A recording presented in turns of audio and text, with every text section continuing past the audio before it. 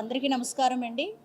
ఈరోజు జిల్లా పరిషత్ సమావేశ మందిరంలో మనకి ప్రతి 2 నెలలకు ఒకసారి స్థాయి సంఘానికి సంబంధించినటువంటి ఈ కమిటీ మీటింగ్స్ అనేవి జరుగుతూ ఉంటాయి. జిల్లా పరిషత్లో మనకి 7 కమిటీలు ఉంటాయండి. ఏడు కమిటీలకు గాను 4 కమిటీలకి కూడా యాజ్ ఏ చైర్పర్సన్గా జిల్లా పరిషత్ చైర్పర్సనే వ్యవహరిస్తారు. అండ్ ఇంకొక 3 కమిటీల్లో విమెన్ అండ్ చైల్డ్కి సంబంధించి అనురాధ గారు, కే కోటపాడు జెడ్పీటీసీ గారు చైర్మన్గా ఉన్నారు. అండ్ అగ్రికల్చర్కి సంబంధించి మనకి వైస్ చైర్మన్ ఎవరైతే ఉంటారో వారు వ్యవహరిస్తారు చైర్మన్గా.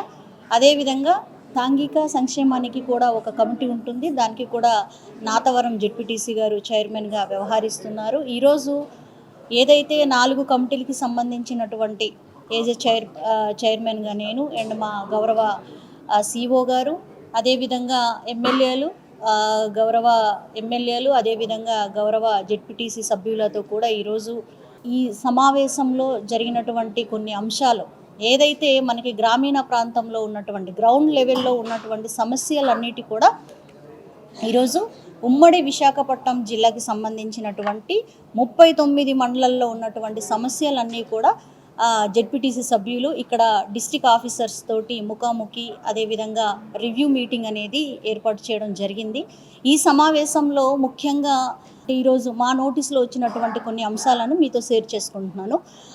ఏదైతే గత 10 నెలలుగా ఈ ప్రభుత్వం ఏర్పడిన తర్వాత, కూటమి ప్రభుత్వం ఏర్పడిన తర్వాత అనేక మంది విడో ఫంక్షన్స్ అనేది అందకపోవడం అనేది నిజంగా చాలా బాధాకరంగా ఉంది. ఎందుకంటే ఒక వ్యక్తి మన ఇంటి నుంచి ఎవరైనా మరణానంతరము అక్కడ ఎవరైతే భార్య కానీ భర్త కానీ ఎవరైతే ఉంటారో వాళ్ళకి వెంటనే వితిన్ 1 మంత్లోనే ఇచ్చేసేవాళ్ళు గతంలో అయితే.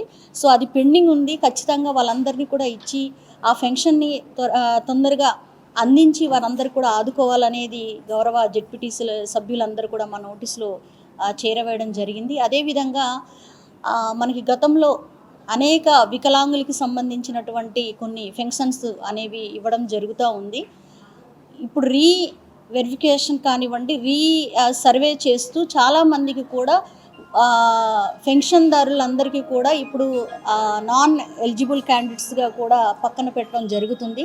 దయచేసి ప్రతి ఒక్కరికి కూడా పెన్షన్ అందించేలాగా కూడా చర్యలు తీసుకోవాలని కూడా గౌరవ జెడ్పీటీసీలు మా నోటీసులు పెట్టారు. ఖచ్చితంగా దీనిని మేము ప్రభుత్వానికి చేరవేసే విధంగా మేము ముందడుగేస్తాం. నెక్స్ట్ హౌసింగ్ విషయానికి వస్తే, గత ప్రభుత్వంలో ఏదైతే జగన్మోహన్ రెడ్డి గారి యొక్క హయాంలో టేకప్ చేసినటువంటి హౌసింగ్స్ ఏదైతే ఉన్నాయో, మనకి ఉదాహరణకు చెప్పుకోవాలంటే ఏసరాయవరంలో జగనన్న కాలనీ అనే ఒక హౌసెస్ అక్కడ నిర్మించడం జరిగింది. దానికి ఈ ప్రభుత్వం ఏర్పడిన తర్వాత అక్కడ డ్రైనేజ్ కానివ్వండి, సీసీ రోడ్స్ కానివ్వండి, ఇవి దేనికి కూడా పెట్టినప్పుడు కూడా దాన్ని అమలు చేయలేని విధంగా ఉంది. చాలామంది కూడా కోఆపరేట్ చేయట్లేదు అనే విషయాలు కూడా తెలియజేశారు. ఇది ఉమ్మడి జిల్లా మొత్తానికి సంబంధించి అంటే మన గతంలో కేవలం విశాఖపట్నం, అదేవిధంగా అనకాపల్లి డిస్టిక్లో మాత్రమే ఈ హౌసెస్ అనేది కట్టడం జరిగింది. వాళ్ళకి అన్ని రకాలుగా కూడా ఫెసిలిటీస్ కల్పించాలని కూడా కోరడం జరిగింది. అదేవిధంగా నెక్స్ట్ మైనింగ్స్ కానివ్వండి, కోటౌరట్ల మండలంలో పర్మిషన్ లేకుండా జరుగుతున్నటువంటి కొన్ని ఇసుక తవ్వకాలను కూడా అరికట్టే విధంగా చర్యలు తీసుకోవాలని గౌరవ సభ్యులు అడగడం జరిగింది. ఎందుకంటే అది ఓఎండమ్స్కి సంబంధించినటువంటి అనేక వాటర్ ప్లాంట్స్కి సంబంధించినటువంటి ఆ పరిధిలో ఈ తవ్వకలు కనుక జరిగితే రేపన్న రోజు భవిష్యత్తులో మనము మంచినీరు అందించే పరిస్థితి ఉండదనేసి తెలియజేశారు. సో ఇటువంటివి అన్నీ కూడా గౌరవ సభ్యులు మా నోటీసులో పెట్టడం జరిగింది. అదేవిధంగా మెయిన్గా కేజీహెచ్లో ఈరోజు కేజీహెచ్లో చూసుకున్నట్లయితే మన ఉమ్మడి విశాఖపట్నమే కాదండి, ఈ ఉత్తరాంధ్రయే కాదు, పక్కన ఉన్నటువంటి ఒరిస్సా రాష్ట్రం నుంచి కూడా ఈరోజు కేజీహెచ్లో మరి వైద్యాన్ని అందించేదానికి కానీ లేదంటే పొందుతున్నటువంటి విషయాలు మనం అందరూ చూసాము. ఏదైనా మరణాంతరము పిఎం చేసేటప్పుడు కూడా ఏదైతే ఆలస్యత్వాన్ని వహించేటటువంటి పరిస్థితి ఉంది కాబట్టి దాని గురించి కూడా మాట్లాడడం జరిగింది. అదేవిధంగా కేవలం ఎస్టీస్ కోసం ఎస్టీ సెల్ అనేది ఒకటి అక్కడ ఏర్పాటు చేసి ఉన్నారు, గతం నుంచే ఉన్నది. అది దానిని రీమోడిఫికేషన్ చేసి దానికి ఇంకా ప్రజలకి చేరువయ్యే విధంగా కూడా చేయాలనేది గౌరవ డిఎంహెచ్ఓ గారు కూడా మాట్లాడి ఉన్నారు. సో అది అన్నీ కూడా ఇంప్లిమెంటేషన్ చేసేదానికి కూడా అందరు కూడా సభ్యులు తెలియజేయడం జరిగింది. మరి ముఖ్యంగా ఏదైతే టీకా పల్స్ పోలియోకి సంబంధించినటువంటి టీకాలు ఏదైతే ఉన్నాయో అది కూడా అందుబాటులో లేనటువంటి పరిస్థితిని మనం ఈరోజు ప్రస్తావించడం జరిగింది. అదేవిధంగా పిహెచ్సి లెవెల్లో కానివ్వండి, సిహెచ్సి లెవెల్లో కానివ్వండి, గ్రౌండ్ లెవెల్లో ఉన్నటువంటి ఏదైతే హెల్త్ డిపార్ట్మెంట్స్ ఉన్నారో వాళ్ళందరూ కూడా చాకచక్యంగా గ్రౌండ్ లెవెల్లో వాళ్ళ యొక్క పనితీరు అనేది సన్నగిల్లినట్టే ఈరోజు సభ్యులు కొంత మాకు తెలియజేయడం జరిగింది. వాటన్నిటిని కూడా ఖచ్చితంగా మేము రాష్ట్ర ప్రభుత్వానికి పంపించి ఏర్పాటు చేస్తాము. అదేవిధంగా కలెక్టర్స్తో కూడా మేము మాట్లాడి దాని నెక్స్ట్ ఇవన్నీ కూడా రిపీట్ కాకుండా చూసుకునేదానికి నేను సిఇఓ గారు ఖచ్చితంగా చర్యలు తీసుకుంటామని మీ దృష్టికి తీసుకొస్తాను. యాక్చువల్గా మీకు అందరికీ తెలిసిన విషయమే, రాష్ట్ర వ్యాప్తంగా సెంట్రల్ గవర్నమెంట్ నుంచి గతంలో ఏదైతే జేజేఎం అది పూర్తి స్థాయిలో మనం చెయ్యలేదు. చెప్పాలంటే నిజంగానే ఇంప్లిమెంటేషన్ అది అంతంత మాత్రాన అయింది. మా గిరిజన ప్రాంతంలో ఏం జరిగిందంటే మొన్న ఈ ప్రభుత్వం ఏర్పడిన తర్వాత ఈ జేజేఎం అనేది ఇది ఇంప్లిమెంటేషన్ ఇక్కడ చేయడం కష్టంగా ఉందని కొన్ని రోజులు దాన్ని పక్కన పెట్టేశారు. దానికి బదులుగా ఏం చేశారంటే మా ముంచింపుట్టు మండలంలో జోలపుట్టు రిజర్వేర్ ఉంది, మీ అందరికీ తెలుసు. అక్కడి నుంచి ఏజెన్సీ ప్రాంతం అంతా కూడా ఒక రూట్ క్యానల్ లాగా పెట్టి అందరికీ కూడా వాటర్ అందించే కార్యక్రమంలోనే మొన్నటి వరకు కూడా ఒక పెద్ద ఎత్తున సర్వే అయింది. అండ్ అందరికీ కూడా విజయవాడలో కూడా పెద్ద వాళ్ళకి అంటే ఏ రకంగా దాన్ని ఇంప్లిమెంటేషన్ చేద్దామనే విషయంలో కూడా చర్చ అయింది. కానీ అది చేయాలంటే దాదాపుగా 5-6 సంవత్సరాలు పడుతుంది. ఈ 5-6 సంవత్సరంలో మనం ఏం చేయాలి? వాటర్ లేకుండా ఉండలేం. కాబట్టి మళ్ళీ మేము ప్రపోజల్ పెట్టిన తర్వాత యథావిధిగా మళ్ళీ జేజేఎం స్కీమ్స్ ఏదైతే ఉన్నాయో అది స్టార్ట్ చేయాలని మొన్న రీసెంట్గా వచ్చింది. ఇప్పుడు దాని మీద వెళ్తున్నాము. జేజేఎం ఒకటే కాదు, ఈరోజు జిల్లా పరిషత్ నుంచి దాదాపుగా 31 కోట్ల రూపాయలు ఎవ్రీ ఇయర్ కూడా మేము ఓఎండ్ఎం స్కీమ్స్ కింద మేము ఇస్తున్నాము.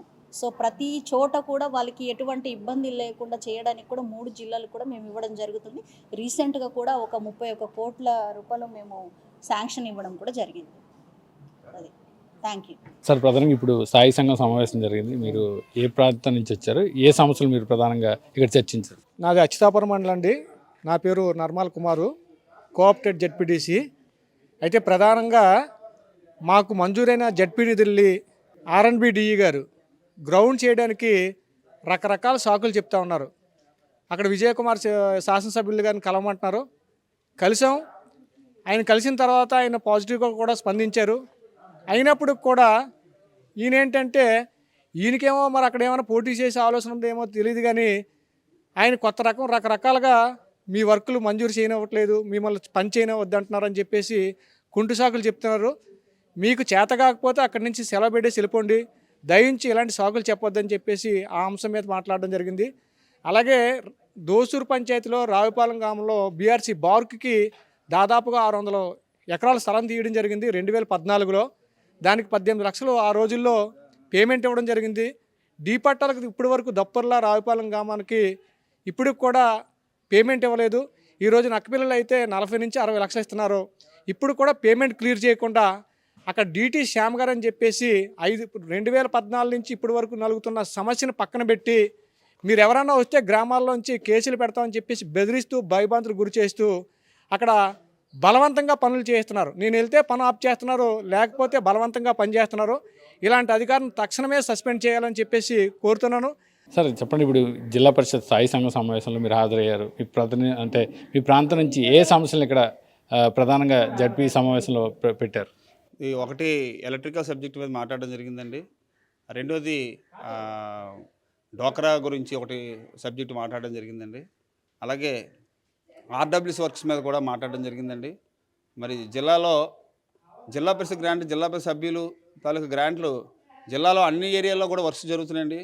ఒక్క ఎలమంచిలి కాన్స్టిట్యున్సీలో ఒక్క ఆర్డబ్ల్యూఎస్ డిపార్ట్మెంట్ వారు మరి వర్క్ చేయడానికి ముందుకు రావట్లేదు. ఏమని సంబంధించిన డిఈ గారు అధికారులు అడిగితే మాకు క్లియరెన్స్ రాలేదని అంటున్నారు.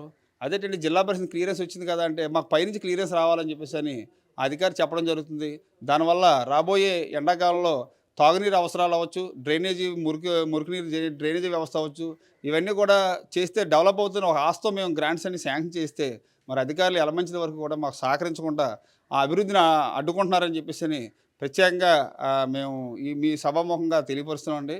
ఇకపోతే డోక్రాలో వివోఏలు ద్వారా వ్యవస్థ నడుస్తుందండి. దాంట్లో సీఏలు, ఏపీఎంలు వీళ్ళందరూ కలిపి ఈ మధ్యకాలం మార్కెటింగ్ అని చెప్పేసి అని సబ్బులు అవి ఇవి కొనమని చెప్పేసి వాళ్ళందరినీ ప్రెజర్ తీసుకొచ్చి చేస్తున్నారు. ఏంటి మార్కెట్లో 10 రూపాయల సబ్బుని వీళ్ళు 11 రూపాయలు, 12 రూపాయలు కొనమంటే ఎవరు కొంటారండి?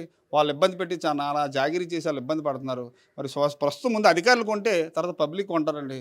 అలాగే ఇదివరకు గతంలో లోన్స్ చేస్తే ఎటువంటి ఇబ్బంది లేకుండా లోన్స్ చేసేవారు. ఈరోజు దిగుస్థాయి సిబ్బంది లోన్ చేయాలంటే, డ్వాక్రా లోన్ చేయాలంటే సంబంధించిన లబ్ధిదారుల నుంచి 1000 కింత అని చెప్పేసి డబ్బులు అడిగి తీసుకునే పరిస్థితి ఈరోజు మా మండలంలో కూడా జరుగుతుందని మీకు సభాముఖంగా తెలియజేస్తున్నానండి. ఇకపోతే ఈపీడీఎస్ఎల్ వరకు వస్తే ఆర్ఈసీఎస్ అని ఒక సంస్థ రెస్కో ఈపీడీఎస్ఎల్లో మెర్జ్ అయిన తర్వాత ఎంప్లాయీస్ని అందరినీ హ్యాండ్ ఓవర్ చేశారు. కానీ ఒక లిక్విడేటర్ లేకుండా సంస్థలకు ఆస్తుల్ని హ్యాండ్ ఓవర్ చేయకుండా ఆ సంస్థను అలాగే ఉంచేసి కేవలం ఈపీడీఎస్ఎల్ వారు ఏంటంటే ఆపరేషన్ వరకు చూసుకొని వాళ్ళ చేతులు దురుపుకున్నారు తప్పించి ఆ సంస్థలో ఏం జరుగుతుందని కూడా ఒక పరిశీలనలు జరగట్లేదు. ఎంత దౌర్భాగ్యం అంటే గత 15 సంవత్సరాల సుమారు 20 మంది సభ్యులు ఎటువంటి వర్క్ చేయకుండా జీతాలు తీసుకోవడం జరుగుతుందండి. దానికి క్లియర్ కట్గా పేర్లతో సహా నా దగ్గర ఉన్నాయి. ఎంత దౌర్భాగ్యం అంటే వాళ్ళు పిఈలకి, ఏఈలకి, ఏడీల దగ్గర డ్రైవర్లుగా పనిచేస్తూ లక్షల కొలది, వేల కొలది జీతాలు తీసుకుంటారండి. మరి ఇంత దౌర్భాగ్యమైన పరిస్థితి ఈ సంస్థలో జరుగుతున్నా సరే ఎవ్వరు కూడా నిమ్మక నీరెత్తినట్టుగా పట్టించుకోవట్లేదండి. మరి సభా హక్కుల సంఘంలో మన అసెంబ్లీలో మాజీ మంత్రివర్యులు కొంతల రామకృష్ణ గారు అడిగితే వెంటనే 51 ఎంక్వైరీ చేశారండి.